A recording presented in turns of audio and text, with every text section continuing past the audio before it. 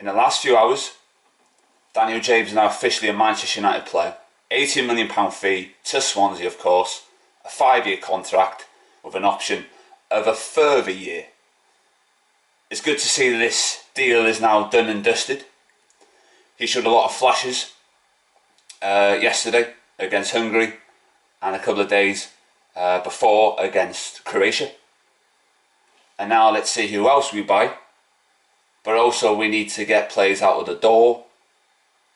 And hopefully we sign more players in the coming weeks. Because as Ole Solskjaer said, he wants his players in before the 1st of July. And that will be the cut-off point. But it won't stop people speculating about transfers even when we are on tour. So this is definitely an Ole Gunnar Solskjaer signing. He's a young player. He's got bags of pace, electrifying. For me, it wouldn't surprise me if he plays in Lingard's position or Martial's position, because they're always shunted to the right and left. So I'm very happy with the signing. Obviously others wanted marquee signings, but you get what you're given. You go with what you know, when Ole wants to change the ethos of Manchester United back to yesteryear with what Sir Alex Ferguson used to do. Not always by signature players, but bringing in young players who are hungry, who want to perform, who want to deliver. And Daniel James is in that bracket. So, good for him. Lukaku has also come out and said he's got an offer elsewhere, but he doesn't want to upset Manchester United because he respects the club.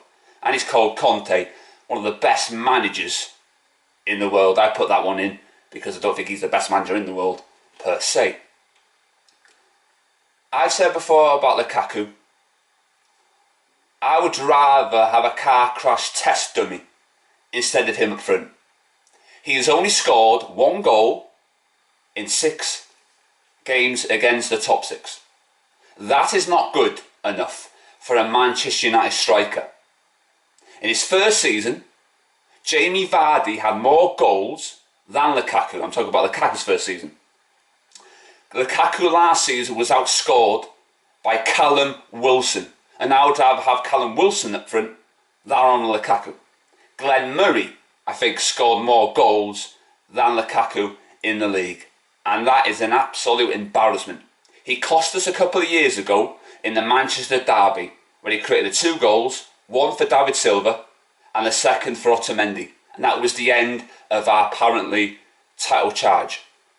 So I hope he does go. He's a goal scoring machine, but you don't win leagues with Romelu Lukaku as your striker, and most certainly not on Manchester United. So I'll be happy to let him go.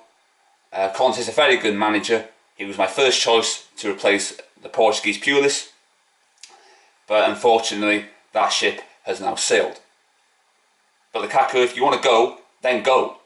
You know, we'll replace you. I'm sure of that. I'm sure Ole's got a plan, a few options in mind if you do go to Italy. It'll probably suit him more because it's a slower pace.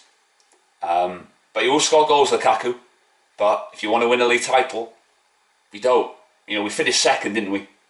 A couple of years ago now. But we didn't win any trophies.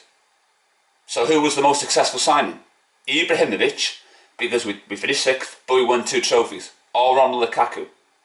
All those goals, so we finished 2nd. You know, that's up for debate. For me, it's Ibrahimovic. If your sole passion is to win trophies. But Lukaku, for me, doesn't cut the mustard. And if he goes, I'll be happy. You know, I don't have any animosity towards Lukaku, unlike some, you know. But I will always back players who are getting criticism when they don't deserve it. I like to back the underdog. And that is what I'll be doing. And it's also funny that people have a go at others for, excuse me, you know, defending Ashley Young. Well, hold on a minute. I remember one person got bags of criticism because he criticised Jesse Lingard when they had that purple patch. So you lot are absolute hypocrites. The same hypocrites that are now going, oh, we shouldn't have got Mourinho. He was right about what's happened up above. Well, tough. You wanted them out. That's what you wanted. That's what you got. Just like the Sarri haters, he wanted players, he got them.